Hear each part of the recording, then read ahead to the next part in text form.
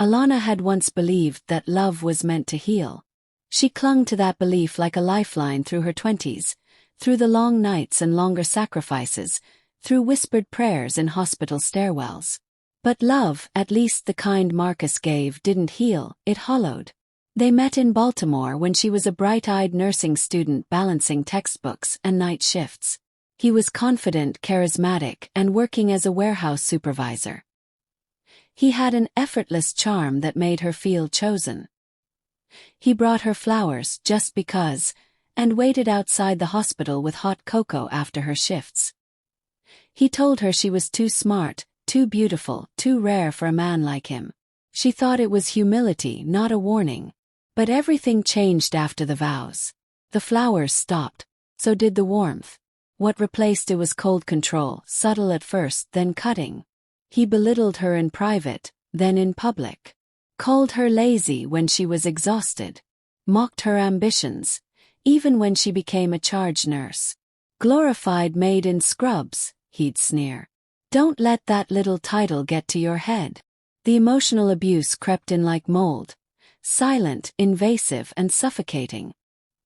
He never raised a hand, but his words landed like fists. Without me, you'd be nothing. No man would ever want you if I left. The cruelty always came wrapped in twisted logic and backhanded affection. Still Alana stayed. She told herself she had to. For the kids. For stability. For the version of him she kept hoping would return. She cooked, cleaned, worked doubles at the hospital, helped with homework, smiled at church functions while Marcus openly flirted with other women in the same pew. He missed birthdays, forgot holidays, and mocked her when she cried. You're too sensitive. That's why I don't talk to you. On their 10th anniversary, she cooked his favorite meal. He didn't come home. When he finally stumbled in past midnight, she sat silently at the kitchen table, eyes swollen from tears. He didn't apologize. He just muttered, "This is why no one else would ever want you." And that's when something in her snapped. Didn't explode, it cracked. Quietly. Permanently. Something deep inside whispered. Asterisk, this is not love. This is not life. Asterisk. When she filed for divorce, Marcus laughed in her face. You're not going anywhere. No judge is giving you custody.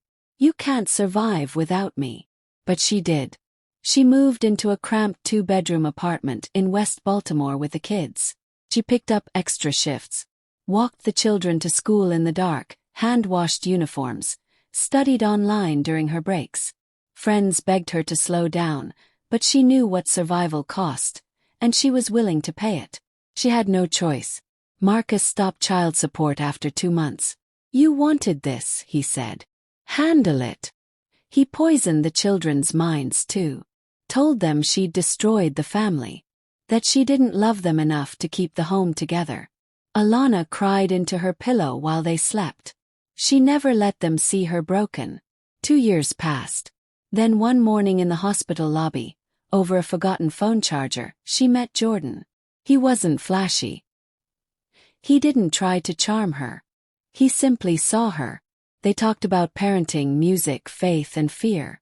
He worked in cybersecurity and had a teenage daughter from a previous relationship. He didn't rush her healing or pretend to fix her pain. He just listened. When she told him about Marcus, he said gently, "He never saw your worth. But I do." Jordan showed up, to everything Marcus didn't. School plays, dentist appointments, backyard dinners. He laughed with the kids. He cooked. He never tried to replace their father. But somehow he became one. When he proposed at a simple backyard cookout, surrounded by children and grilled corn and laughter, Alana cried as she said yes. The wedding was small. Modest chapel, gospel music, handmade centerpieces. She wore a lace dress her daughter chose. Friends from the hospital filled the pews. Her kids smiled more that day than they had in years. And then the door opened. Marcus strolled in uninvited. Smirk sharp. Eyes locked on hers. He marched up the aisle, stopped in front of Jordan, and spat on his polished shoes. Good luck with my trash. Frozen silence. Jordan didn't flinch. Alana didn't breathe. Marcus turned and walked out without a glance back. The moment shattered like glass. That night, Alana locked herself in the bathroom and cried until her ribs ached. Jordan knocked but gave her space. She wasn't embarrassed, she was gutted. Trash. After all she'd survived, that's still what he saw. Jordan slid a note under the door. Asterisk, you are not trash. You are a treasure buried too long. See you, asterisk. The next days were hard. Alana moved through them like a ghost. Jordan never pushed. He just waited. Still, shame clung to her. At work, she overheard a colleague whisper, I heard her ex called her trash at her wedding. Even in the grocery store, she imagined the whispers. The humiliation lived beneath her skin like splinters. And worst of all, Marcus never apologized. He texted the kids like nothing happened. Hope y'all good. As if he hadn't set fire to her most sacred day. Jordan tried everything. Love notes, movie nights, breakfast in bed. But healing doesn't come from someone else. Has to start within. One morning, staring at her reflection with a coffee she hadn't tasted, Alana whispered, I'm not what he called me. Then louder, I'm not trash. Again, I am not trash. Didn't fix everything. But it opened a door.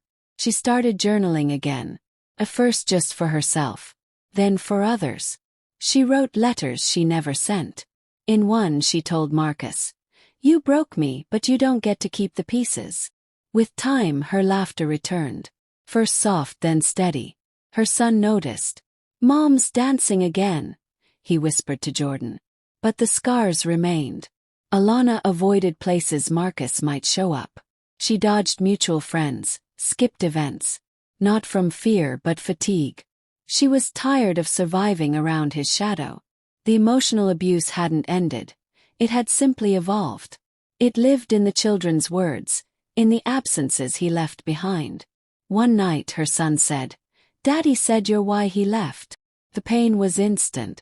She sat both children down and said quietly, People leave for their own reasons. Sometimes they lie to protect their pride. But love, real love doesn't blame. Real love shows up. That night she told Jordan, He's still parenting through poison. Jordan kissed her hand and replied, Then we counter it with peace, presence and truth. Years passed. Alana paid off the debt Marcus left behind. Rebuilt her credit. Enrolled in a weekend therapy certification. Not to change careers but to help women like her. She formed quiet weekend circles at church. No microphones. No Instagram reels.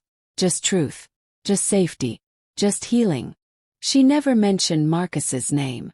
Not out of denial, but because he no longer deserved space in her mouth. One day her daughter called Jordan Dad and didn't correct herself. Alana cried in the kitchen. Tears that tasted like redemption. Marcus drifted. Job to job, woman to woman.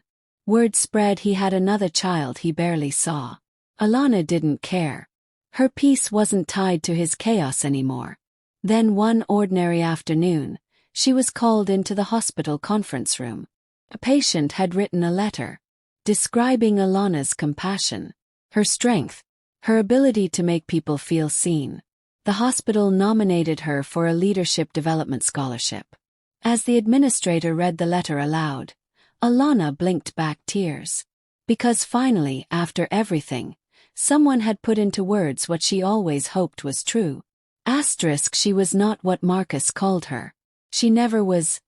Asterisk. She was powerful, resilient, sacred. And finally, asterisk free star.